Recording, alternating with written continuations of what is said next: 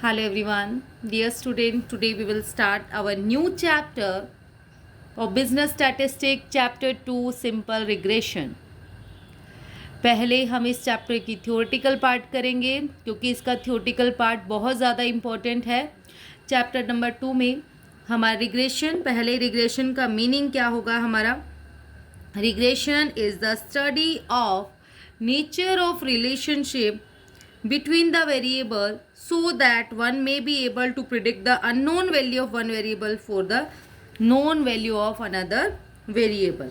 Regression क्या करेगा हमारे पास, जैसे कोरिलेशन है वो सिर्फ और सिर्फ एक स्टैटिस्टिकल टेक्निक है जिसके थ्रू हम पता लगा पाते हैं उनके रिलेशनशिप का. और इसमें रिग्रेशन में हम स्टडी करते हैं कि इनकी जो ये एक दूसरे पे डिपेंड है वेरिएबल, उनका नेचर क्या है. फॉर एग्जांपल अगर हम अपना रिलेशन क्रिएट करना चाहे, जैसे एडवर्टीज़मेंट और सेल से लेंगे. अगर हम एडवर्टीज़मेंट में 500 रुपीज़ खर्च कर रहे हैं तो हमारा 100 की सेल हो रही है, 100 एक्स्ट्रा की सेल हो रही है. और अगर हम यहाँ पर 450 कर लेते हैं तो हमारे 90, 400 पे हमारा हो रहा है 80, फिर 350 पे हमारी हो रही है 70. इस टाइप से इसमें एक वेरिएबल. और अगर हमसे कोई और पूछे कि अगर मान लो 200 अगर एडवर्टीज़मेंट पे सेल करते हैं तब कितनी सेल होगी, हम इनको लेकर चलते हैं. हमारा इसमें एक रिलेशनशिप क्रिएट कर लेते हैं कि दो वेरिएबल है, एडवर्टीज़मेंट पे सेल्स डिपेंड है. सेल्स हमारी किस पर डिपेंड है, एडवर्टीज़मेंट के ऊपर. इसमें दो वेरिएबल होंगे, एक नोन और एक अननोन. मीन्स एक डिपेंडेंट और एक इंडिपेंडेंट. आप सेल्स डिपेंड है किस पे, एडवर्टीज़मेंट पे. से जितनी ज़्यादा एडवर्टीज़मेंट उतनी ज़्यादा हमारी सेल, जितनी कम एडवर्टीज़मेंट उतनी ही कम सेल. तो इसी तरीके से ये नेचर ऑफ रिलेशनशिप हम बताता है, उसकी स्टडी करता है कि एक्चुअल में और प्रिडिक्शन लगाने में भी हेल्पफुल है. नेक्स्ट है आपके पास utility of regression. Utility of regression में फर्स्ट है आपका nature of relationship. Nature of relationship कैसा होगा, जो हमारे पास है रिग्रेशन की क्या यूजेस हैं. ये सबसे पहले तो हमें नेचर बताता है कि हमारा नेचर किस टाइप का है, वो कैसे एक दूसरे पे डिपेंड है, दो वेरिएबल आपस में एक दूसरे पे किस टाइप से डिपेंड है. Next is estimation of relationship. Estimation of relationship क्या है, एस्टिमेट लगा पाता है ये. जैसे मैंने एडवर्टीजमेंट और सेल्स का एग्जांपल लिया तो 200 पे हमारी एस्टिमेशन सेल कितनी होगी, 40. क्योंकि ये इसका देखो 5 से डिवाइड हो रहा है सारी जगह, तो हमने इसको भी 5 से डिवाइड कर दिया तो हमारी एस्टिमेशन सेल आ गई कि नियर अबाउट 40 होगी. नेक्स्ट है आपके पास प्रेडिक्शन. प्रेडिक्शन में हेल्पफुल है. अगर एक चीज़ का प्राइस राइज हो रहा है तो ज़रूरी नहीं है कि दूसरे का भी फॉल हो. अगर हमारे डिमांड और प्राइस का रिलेशनशिप लेते हैं, अगर हमारा प्राइस बढ़ रहा है तो हम मान के चलते हैं डिमांड कम हो जाएगी, और प्राइस कम हो रहा है तो हमारी डिमांड इंक्रीज हो जाएगी. नेक्स्ट है useful in economic and business research. जो हमारे रिग्रेशन है वो बहुत ज़्यादा यूज़फुल है, एक तो इकोनॉमिक्स में, और जब हम कोई भी बिज़नेस की रिसर्च करने जाते हैं कि हमारा बिज़नेस आगे चल पाएगा, प्रॉफिटेबल होगा, कौन सा हमारे सोसाइटी के लिए हेल्पफुल होगा, उसके लिए रिग्रेशन बहुत हेल्पफुल है. Next is difference between correlation and regression. Correlation और रिग्रेशन में क्या डिफरेंस है. First is degree and nature of relationship. Correlation क्या करता है, हमारे पास मेज़र करता है डिग्री ऑफ रिलेशनशिप, और जबकि ये जो हमारे पास है रिग्रेशन, रिग्रेशन क्या करता है, स्टडी करता है नेचर ऑफ रिलेशनशिप. ये मेज़र करता है कोरिलेशन, कोरिलेशन मेज़र करेगा डिग्री ऑफ रिलेशनशिप, और जो हमारे पास है रिग्रेशन है वो स्टडी करेगा हमारे पास nature of relationship between two variables. Next है आपके पास cause and effect relationship. Cause and effect relationship हमारे पास क्या है, कोरिलेशन में ज़रूरी नहीं है कि हर जगह कोज एंड इफेक्ट रिलेशनशिप हो, लेकिन रिग्रेशन में ऐसा कंपलसरी है, एक कॉज होगा तो दूसरे के उसके ऊपर इफेक्ट पड़ेगा. फॉर एग्जाम्पल मैंने एडवर्टीजमेंट और सेल्स का लिया, कॉज और इफेक्ट रिलेशनशिप है, जितनी ज़्यादा एडवर्टीजमेंट उसका क्या इफेक्ट पड़ेगा, सेल्स उतनी ही ज़्यादा होगी हमारे पास। उसके बाद है हमारे पास प्रेडिक्शन। प्रिडिक्शन में कोरिलेशन जो होता है हमारे पास, वो प्रिडिक्शन में हेल्पफुल नहीं है। कोरिलेशन से हम कोई भी प्रिडिक्शन नहीं लगा पाते कि आगे फ्यूचर के लिए, लेकिन रिग्रेशन से हम प्रिडिक्शन कर पाते हैं, हम अनुमान लगा पाते हैं कि कैसे वो एक दूसरे पे डिपेंड है। Next is symmetric. सिमिट्रिक जो होगा हमारे पास कोरिलेशन में, जो उसके कॉफिशिएंट्स होते हैं, कॉफिशिएंट ऑफ कोरिलेशन, वो सिमिट्रिक होते हैं। अगर हम कोरिलेशन x ऑन y निकालें या हम y ऑन x निकालें, वो दोनों हमारे सेम होंगे, लेकिन जो हमारे रिग्रेशन कॉफिशिएंट्स है, रिग्रेशन में कॉफिशिएंट ऐसे होते हैं, रिग्रेशन को b x ऑन y और b y ऑन x, ये दोनों सेम नहीं होते, लेकिन ये दोनों सेम होते हैं। Next is origin and scale. जो कोरिलेशन कॉफिशिएंट है वो इंडिपेंडेंट है, ओरिजिन ऑफ एंड स्केल, जबकि रिग्रेशन है वो एक दूसरे के ऊपर क्या रहेगा, डिपेंड रहेगा, independent of change of origin लेकिन बट नॉट ऑफ स्केल।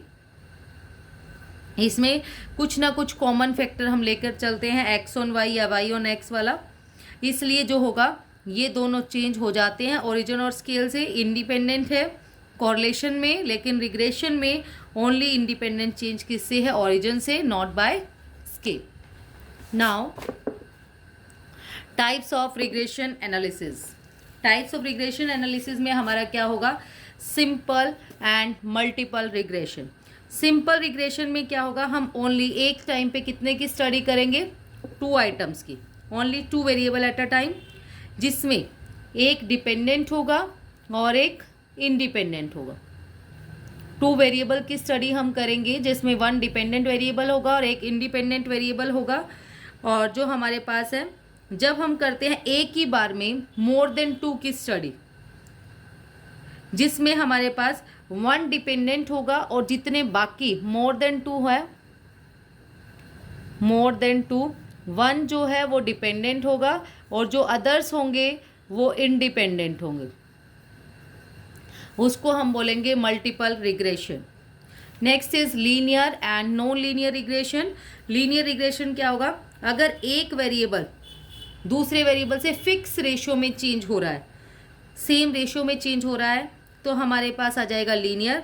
लेकिन अगर नॉन लीनियर क्या होगा, कभी कम कभी ज़्यादा। अगर मैंने प्राइस और डिमांड का ही रिलेशन ले लिया, प्राइस अगर 4 रुपीज़ है तो हमारी डिमांड है 1, 3 पे हो गई 2, 2 पे 1, 1 पे 0, सॉरी 3, यहाँ पे 4, तो सेम रेशियो में ये चेंज हो रहा है, 1 1 1 1, यहाँ पर भी 1 1 1 1, तो ये हो जाएगा हमारा लीनियर। सेम रेशियो का मतलब ये नहीं होता कि यहाँ मैंने 1 1 का डिफरेंस लिया है, अगर मैं यहाँ 10 20 30 40 लूँ कि ये रेशियो सेम है, यहाँ 10 10 में चेंजेस आ रहे हैं और यहाँ 1 1 में चेंज आ रहा है, ये हमारा होगा लीनियर रिग्रेशन। अगर एक वेरिएबल दूसरे वेरिएबल के साथ फिक्स रेशियो में चेंज हो रहा है। नॉन लीनियर जो होगा हमारे पास, उसमें चेंजिंग रेशियो में हमारा चेंज होगा, कभी कम कभी ज़्यादा, पहले 5 हो गया, फिर 7 10 फिर 15, इस टाइप से। और यहाँ पर हमारा सेम रेशियो 2 4 6 8, इस साइड सेम है, यहाँ पर सेम नहीं है, तो non linear regression. Next is partial and total regression. Partial regression जब हम स्टडी करते हैं 2 और मोर वेरिएबल की एक ही टाइम पे, लेकिन पार्शियल में क्या होगा, हम सिर्फ 2 वेरिएबल की ही स्टडी करते हैं, बाकी को कांस्टेंट मानकर चलते हैं। हम स्टडी किसको कर रहे हैं, हम स्टडी तो कर रहे हैं मोर देन 2 को, मोर देन 2 को स्टडी कर रहे हैं, लेकिन 1 जो है वो उसी के ऊपर स्टडी कर रहे हैं, बाकी जो हमारे पास है अदर्स जो है वो रहेंगे हमारे कांस्टेंट। सिर्फ हम स्टडी कर रहे हैं 2 वेरिएबल की, बाकी सभी को हम कांस्टेंट मान के चल रहे हैं कि उनमें कोई चेंज नहीं होगा, उसको हम बोलेंगे पार्शियल रिग्रेशन। नेक्स्ट है आपके पास टोटल रिग्रेशन। टोटल रिग्रेशन में क्या होगा, हम जैसे इसमें कांस्टेंट नहीं रखेंगे, हम साथ के साथ सभी की स्टडी करेंगे, और तो उसको हम बोलेंगे टोटल रिग्रेशन। बहुत इंपॉर्टेंट है types of regression analysis. Types of regression और कोरिलेशन में से कई बार बहुत बार क्वेश्चन आता है। सिंपल और मल्टीपल रिग्रेशन है। पहले सिंपल वेरिएबल में सिंपल रिग्रेशन में ओनली 2 वेरिएबल की स्टडी करते हैं, 1 डिपेंडेंट होगा और 1 इंडिपेंडेंट। मल्टीपल रिग्रेशन में हम मोर देन 1 की स्टडी करते हैं, डिपेंडेंट एक ही होगा और अदर्स बाकी सारे जितने बच गए वो इंडिपेंडेंट होंगे। लीनियर रिग्रेशन में क्या होगा, जब 2 वेरिएबल में सेम रेशियो में चेंज आ रहा है और उसकी हम स्टडी कर रहे हैं, वो linear regression. Non linear regression में जो चेंजेस आ रहे हैं वो चेंजिंग रेशियो में आ रहे हैं। पार्शियल जो होगा आपके पास, पार्शियल में क्या होगा हमारे पास, हम स्टडी करेंगे मोर देन 2 वेरिएबल्स की, लेकिन सिर्फ एक वेरिएबल को 2 वेरिएबल को ही के ऊपर ही स्टडी कर रहे हैं, बाकी सबको कांस्टेंट मान के चल रहे हैं। और टोटल रिग्रेशन में मोर देन 2 की हम स्टडी कर रहे हैं तो सबके ऊपर ही स्टडी कर रहे हैं, किसी को कांस्टेंट नहीं मान रहे, तो वो होगा हमारा टोटल रिग्रेशन। नेक्स्ट आपके पास है रिग्रेशन लाइंस। रिग्रेशन हमारे पास इसमें कुछ कंसेप्ट्स होते हैं, regression line, regression equation, regression coefficients. पहले हम करेंगे रिग्रेशन लाइंस। रिग्रेशन लाइंस होगी, एक तो एक्स ऑन वाई होगा, एक वाई ऑन एक्स।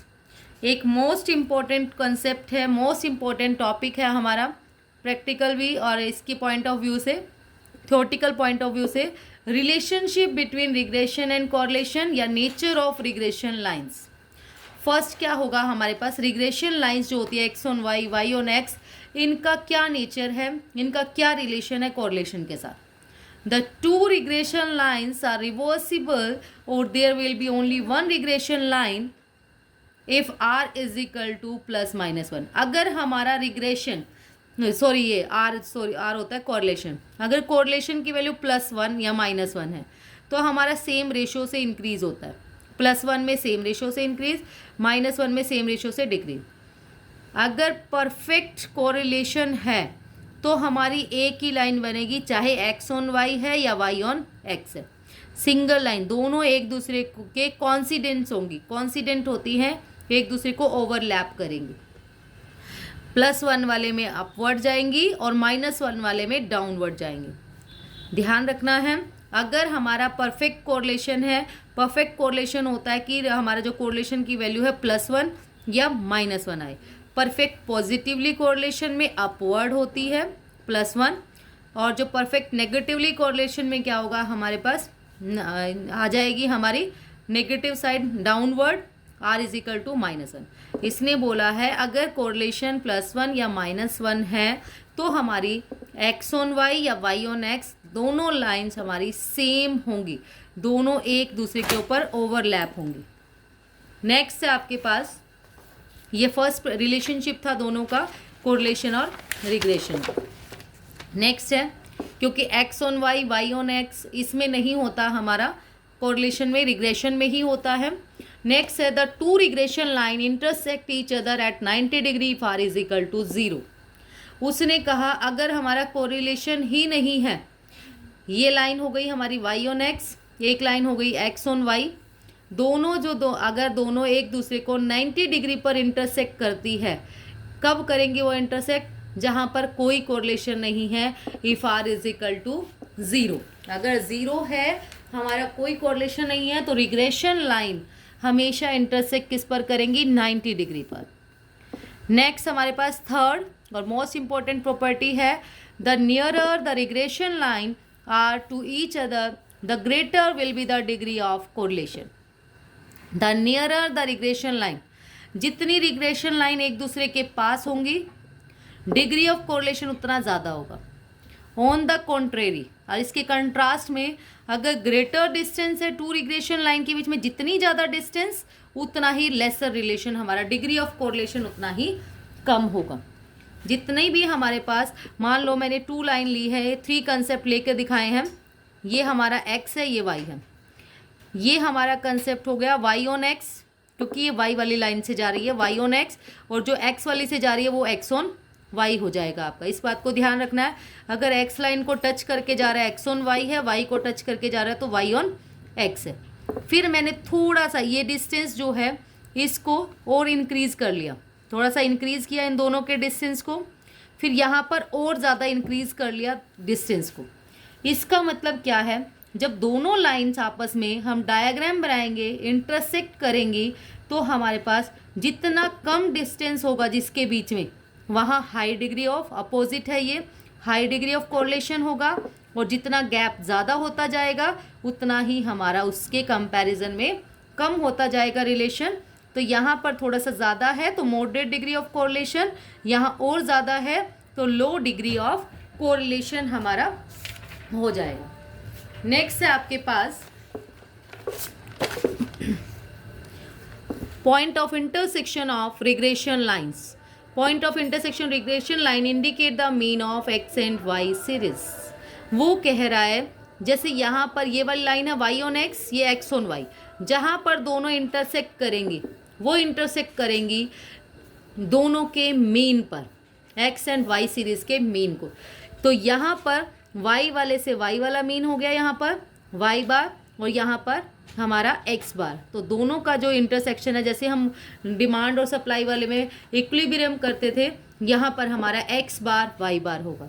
जैसे मान लो मैंने ये बनाया है, ये एक्स है, ये वाई है, ये ज़ीरो है, ये वाली टर्म हमारी होती है एक्स वाई ऑन एक्स, और यहाँ से अगर हम एक्स वाले से कहीं पर भी लेके जाते हैं वो हमारी एक्स ऑन वाई, और यहाँ पर जो ये पॉइंट है ये होगा हमारा एक्स बार वाई बार। अब एक्स बार कौन सा होगा, जो एक्स वाला है ये एक्स बार, और जो वाई वाली लाइन वाला है वो वाई बार। ये हमारी 4 रिलेशनशिप हैं, बहुत ही इंपॉर्टेंट है, एग्जाम में बहुत बार आते हैं। नेक्स्ट है आपके पास methods of obtaining regression line. Methods of obtaining क्या है, scatter diagram method, least square method. Scatter diagram method में तो हमें डायग्राम बनाना है ऐसे, और लीस्ट स्क्वायर मेथड में हमें इसकी सोल्विंग करनी है। लीस्ट स्क्वायर मेथड का दूसरा नेम है लाइन ऑफ बेस्ट फिट।